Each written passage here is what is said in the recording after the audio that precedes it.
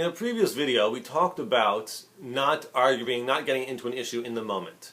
So that can be very hard if you're really upset, and there are times where something has been done that makes you really upset.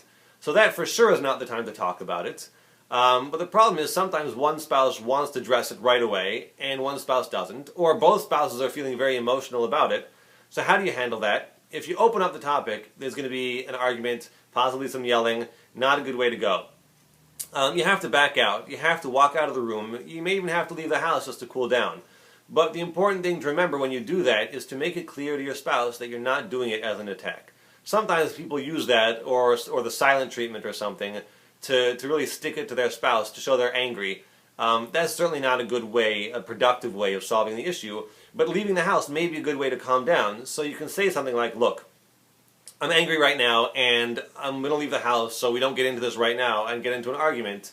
I'm not attacking you. I'm not doing this as a way of throwing it in your face. I'm going out. I'll be back in 10 minutes, half hour. I'll be back after work, whatever it is, and we'll talk about it then. That doesn't necessarily mean that your spouse is going to be so happy with that approach, but if you are, either one of you is in that upset mode where nothing productive will get done, it's an advisable way to do things.